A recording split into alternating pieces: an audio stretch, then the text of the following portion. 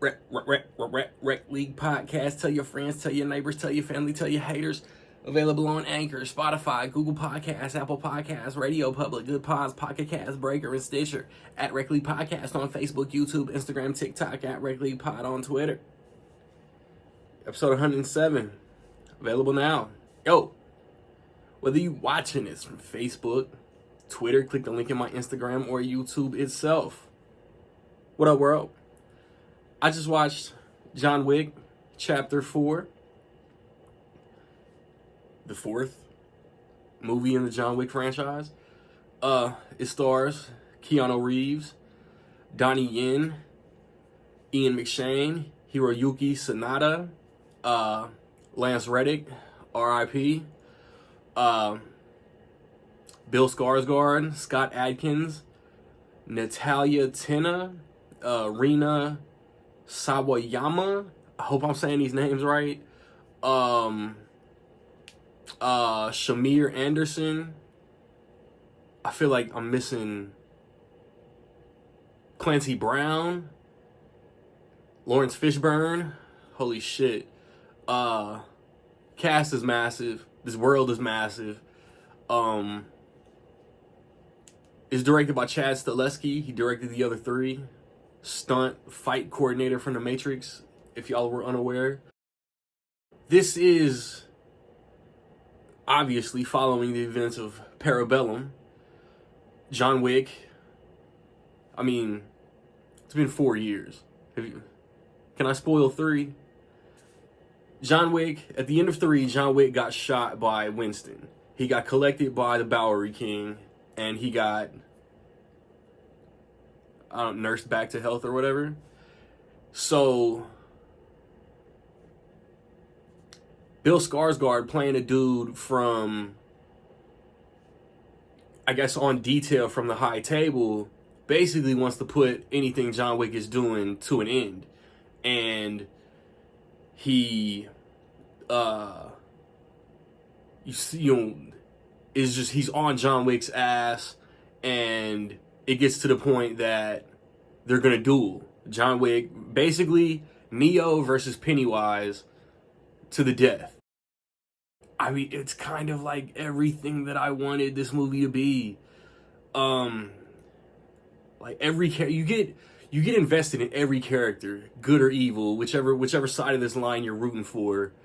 Cause they all have like that one quirk that makes them memorable. Hiroyuki Sanada, his daughter, Donnie Yen is the best character in this movie. The best new character. John Wick is John Wick. The Baba Yaga is a legend. You know what I'm saying? So the best new character in this movie is Donnie Yen. I was afraid that Scott Adkins in a fat suit wouldn't give us a fight scene, but he gave us a pretty dope fight scene. It's 2 hours and 50 minutes, so that runtime might dissuade you. But if you're as invested in this franchise as I am, it did not feel like 2 hours and 50 minutes. It ends so perfect. Like, if this is the last movie, it's the perfect bow you could put on this movie.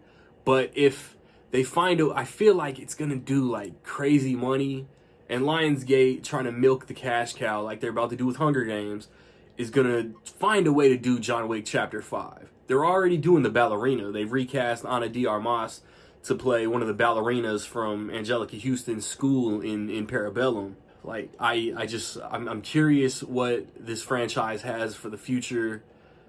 The characters were good, man. Like, I was into the music.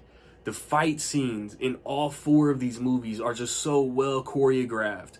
And the editing beats hit like in between punches or kicks. It's perfect. And I loved it. The shot framing is so beautiful. And like this is, I swear, it's John Wick, it's action, but this is a movie.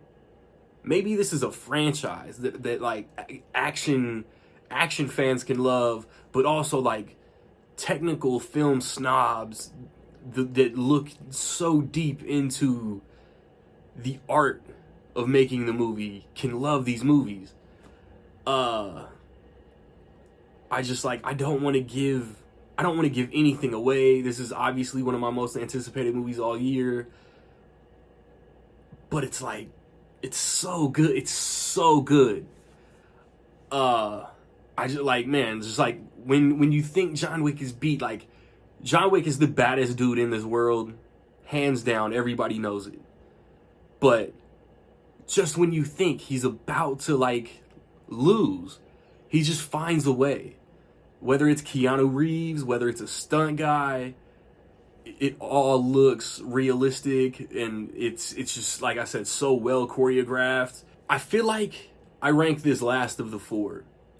I love them all equally. I feel like I rank this last of the four, but it's like Bill Skarsgård was still like the best main antagonist. Like he was ruthless. He had no chill.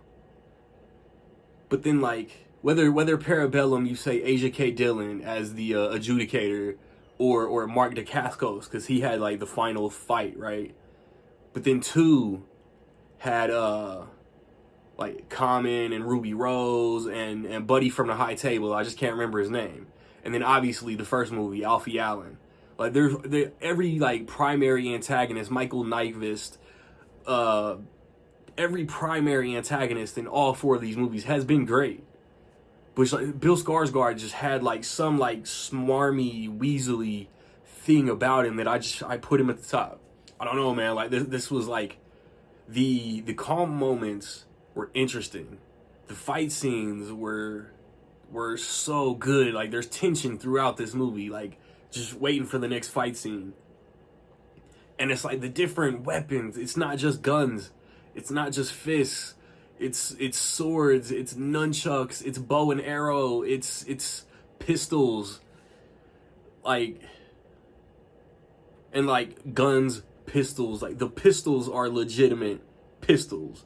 Like there's multiple guns, like gun fu. This franchise invented gun fu. You know what I mean? So yeah, like I'm gonna spoil something, so I'm gonna wrap it up.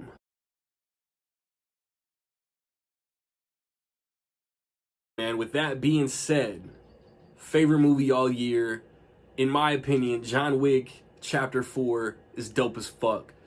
And March overall, maybe aside from like Operation Fortune and 65, those were 3s.